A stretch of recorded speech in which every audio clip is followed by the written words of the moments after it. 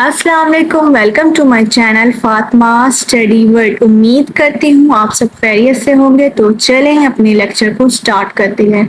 आज जो हमने अपना टॉपिक डिस्कस करना है वो है कंजर्वेशन ऑफ रिसोर्सेज। कंजर्वेशन क्या होती है? कंजर्वेशन जो है जिसमें हम क्या करते हैं, किसी चीज को कंजर्व करते हैं, महफूज करते हैं। अब किसको महफूज करना है, किसको कंजर्व करना है? रिसोर्सेज को।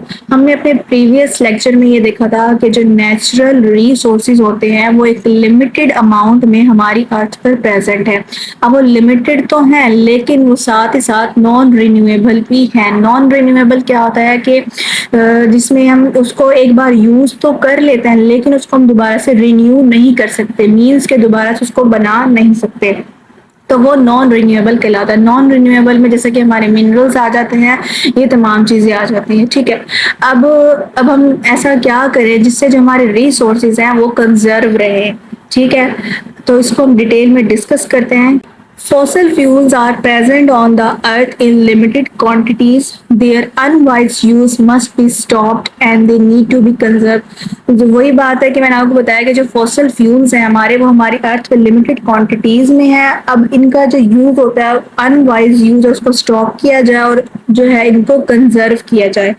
इसमें जो है ना एक 3R स्ट्रेटेजी जो है वो यूज की जाती है। 3R स्ट्रेटेजी क्या होती है कि ऐसी स्ट्रेटेजी जिसमें हम रिड्यूस, रीयूज और रिसाइकल को जो है ना अडॉप्ट करें अपने नेचुरल रिसोर्सेज को कंजर्व करने के लिए, वो 3R स्ट्रेटेजी कहलाती है।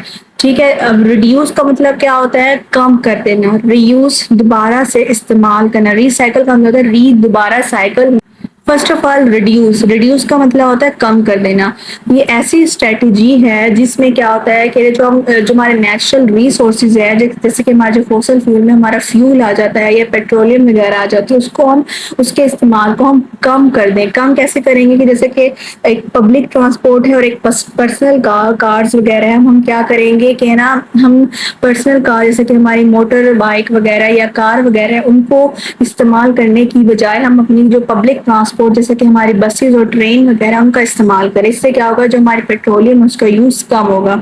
तो पहली स्ट्रेटेजी जो है वो ये है जिससे जो हम अपने नेचुरल रिसोर्सेज को कंजर्व कर लेंगे।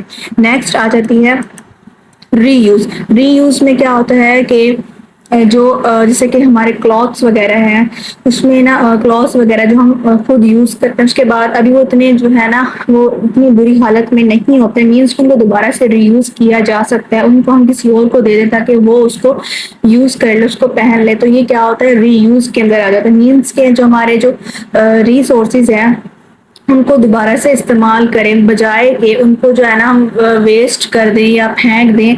तो इससे क्या होता है कि जो हमारे नेचुरल रिसोर्सेज है वो कंजर्व हो सकते हैं। जो नेक्स्ट स्ट्रेटेजी है वो है रिसाइकलिंग। री का मतलब होता है दोबारा साइकलिंग। अब क्या होता है कि इसमें जो ऐसे ऑब्जेक्ट्स होते हैं, जैसे कि हम अब ग्लास की हम एग्जांपल ले लें, हमारा पेपर है, तो जो हाई क्वालिटी का जो ग्लास होता है उसको हम यूज करते हैं। यूज करने के बाद जो है ना उसको हम दोबारा से जो है ना उसको हम रिसाइकलिंग के प्रोसेस में करते हैं, तो वो एक लो क्वालिटी का जो है ना गिलास जो है वो हमें मिलता है, तो उसको हम दोबारा से यूज कर लें। इसी तरह जो पेपर होता है, हम हाई क्वालिटी का पेपर उसको हम यूज करते हैं। यूज करने के बाद हम उसको एक रिसाइकलिंग प्रोसेस के अंदर जो है वो करते हैं, फिर उससे हमें लो क्वालिटी का जो है ना एक पेपर मिला जिसे हम येलो पेपर भी कहते हैं।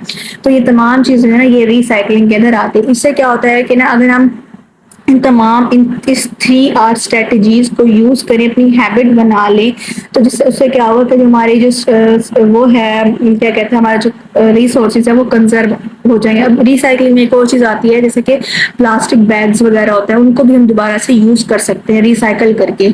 ठीक है, तो इसी तरह इन्होंने यहाँ एक डायग्राम दिखाई है 3R स्ट्रेटेजी की कि सबसे पहले रिड्यूस आ जाता है, रिड्यूस के बाद रीयूज, रीयूज के बाद रिसाइकल। ये अगर हम स्ट्रेटेजी को जो है ना अपना लें तो हमारे जो रिसोर्सेज हैं, नेचुरल रिसोर्सेज हैं जिनके अमाउंट लिमिटेड है, जो कि नॉन रिन्यूएबल भी है, वो कंजर्व हो सकते हैं हमारे फ्यूचर यूज के लिए। डेट्स इट, ये था आज का हमारा लेक्चर। उम्मीद करती हूँ आपको पूरा टॉपिक क्लियरली अंडरस्टैंड हो गया होगा कि कंजर्वेशन ऑफ रिसोर्सेज क्या होते हैं।